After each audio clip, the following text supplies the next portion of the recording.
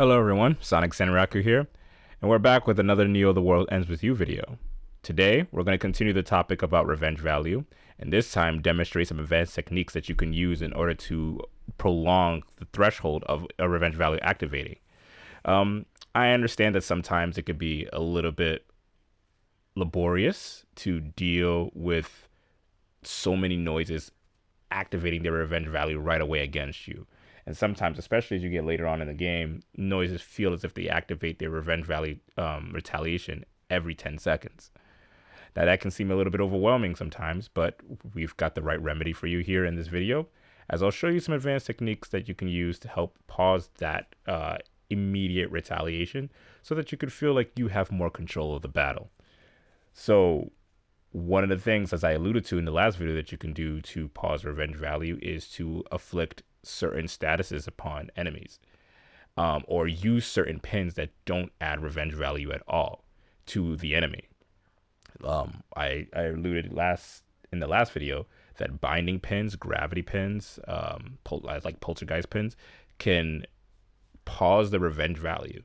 And when I said pause the revenge value, I literally meant that. It holds the revenge value from, or stops the revenge value, I should say, from ever racking up.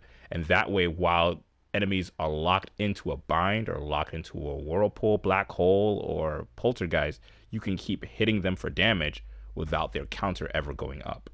And so in this video, I'm going to demonstrate that so that you can see for yourself how you can utilize this sort of loophole in the revenge value system to extend your combos and extend your damage without fear of the enemy ever retaliating back.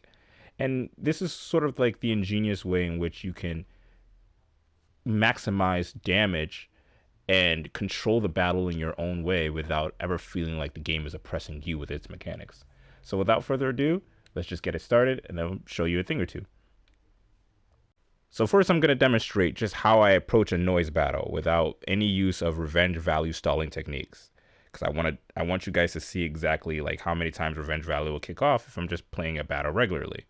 Then I'm going to show you afterwards how the battle looks when I am using revenge value stalling techniques. And in that sense, I'm going to do so that you don't even see revenge value kick in once. So without further ado, let's get into it. 頼りにしてるよ。俺もだ。当然の出来栄え。やるな。やった。どうだった。俺らいけてんじゃん。まあまあかな。くらえ。危ねえぞ。絶好調だ。相変わらずだな。とどめ。ワイも貢献してますぞ。分かってる。で。こんな感じか。続けていこう。いけ。もう終わりか。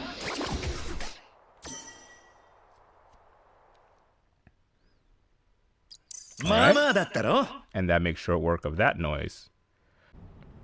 Alright, so now I'm going to demonstrate the pin loader that I'm going to use in order to demonstrate the revenge value stalling techniques that I've been talking about this whole time in this video.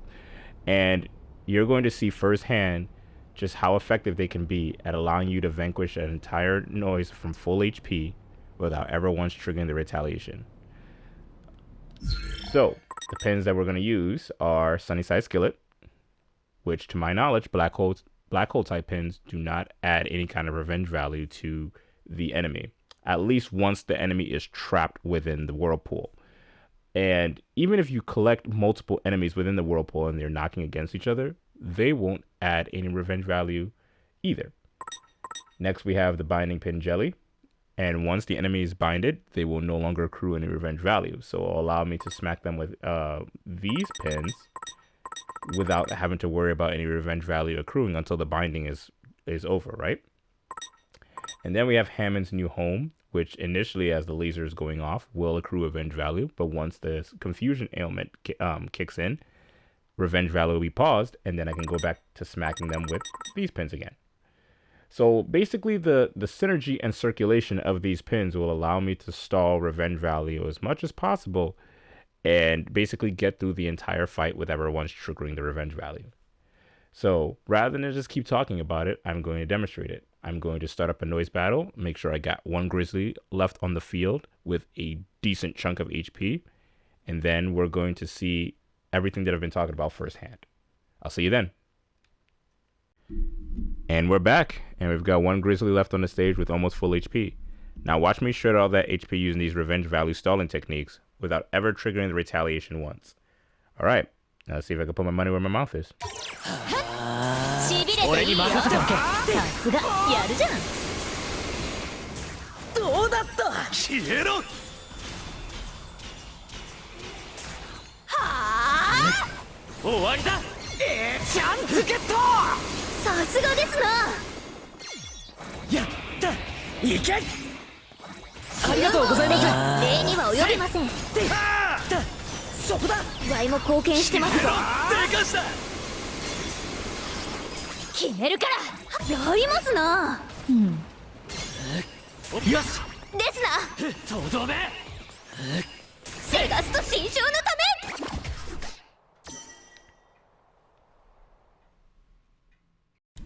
Alright, so let's break down the execution of the pin strategy I use here in order to stall the Grizzly Bear's revenge value threshold. As you can see, I start by using the jelly pin in order to bind the Grizzly Bear. And that, as we've mentioned before, will pause the revenge value counter. Do keep in mind, however, that the first hit of the binding pins do add a revenge value point.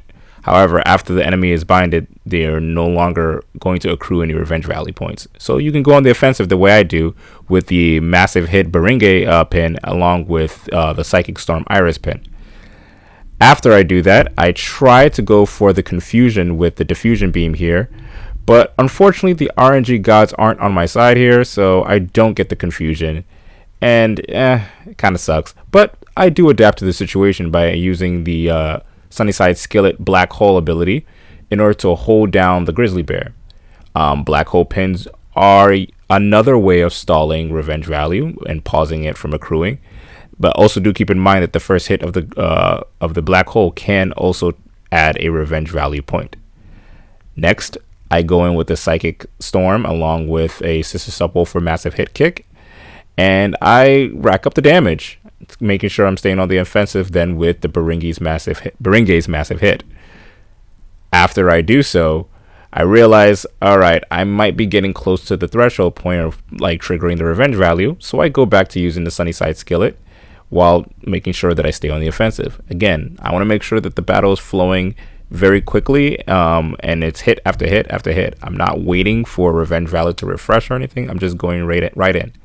Here, I use the combination of Black Hole with Diffusion Beam because what I'm trying to do is fish for the confusion without adding any more revenge value because I have a feeling I'm pretty close to hitting the threshold. I do get the confusion, so then I immediately stop using the Black Hole because I want to preserve it for when I actually need it again, and then I bring on the pain with the Psychic Storm Iris pin.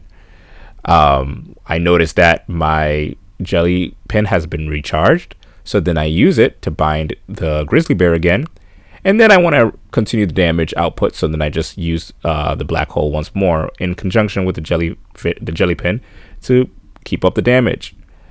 I then notice that my Sister Subwoofer has fully recharged, so then I start off by using a fully charged attack.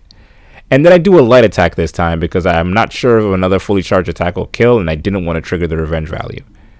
And then finally, I finish off with one more charged massive hit attack. And that closes the match, and it does so without ever once triggering a revenge value retaliation. So I was able to accomplish this by simply cycling through my pins properly and making very, very astute decisions as to what pins to use in order to continue the stalling of the revenge value. This kind of decision making can make a hell of a difference when trying to develop longer and flashier combos, as obviously understanding the revenge value threshold of the noises in this game can allow you to complete longer combo routes much more efficiently. It sucks when a noise unexpectedly breaks out of your high pass combo just as you're about to complete the combo route. Shenanigans like these can be avoided once you achieve a decent understanding of revenge value stalling techniques. One of the most important aspects to understand when trying to master revenge value stalling tactics is grasping your pin set's utility. In other words, understanding when to use status afflicting pins as opposed to revenge value pausing pins. Understanding when to use offensive pressure in conjunction with your revenge value stalling pins in conjunction with your status afflicting pins. There needs to be a particular harmony when using all these things without ever pushing one side too far.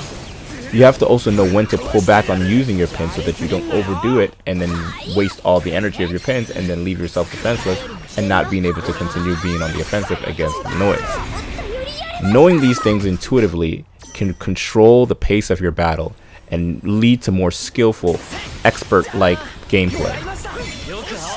Okay, so far I've showed you how to stall Revenge Valor using black hole type pins. But maybe you're the kind of person who finds those kind of pins boring to use. Alright, so here are some combos that stall Revenge Valor without black hole type pins. Enjoy.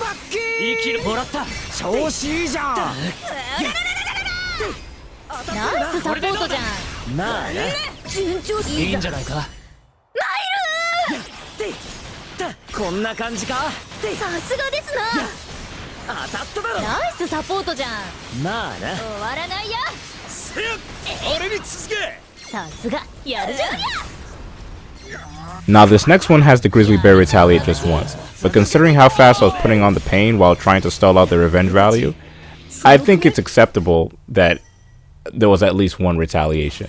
So let's check it out.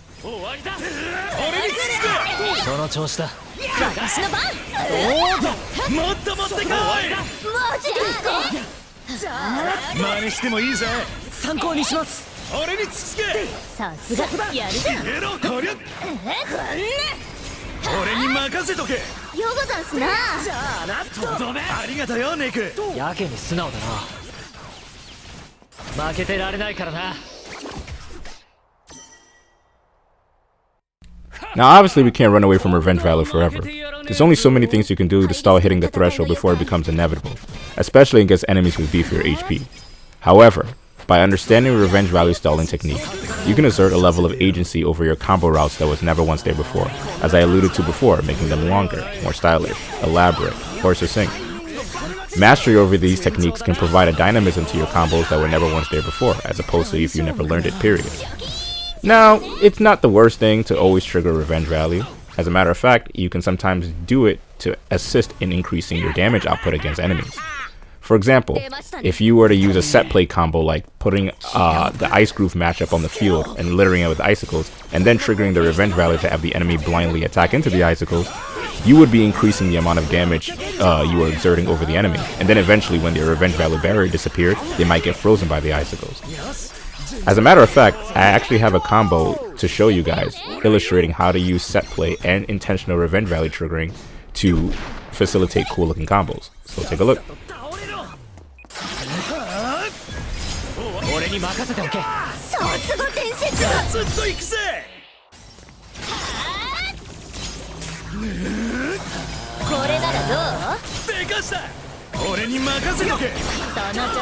Now this clip in particular can actually be found in my Combo Mad 3 video. However, I feel the need to also use it here because it's a really good example of how you can trigger Revenge Value intentionally to help facilitate cool combos.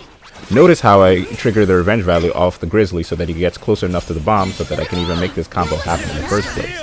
Had I not done that, the Grizzly might have been too far away and I wouldn't have actually been able to pull it off. So there's an example of how triggering Revenge Value can actually benefit your combos. So yeah, I think that's all I want to cover in today's video. So what did we learn?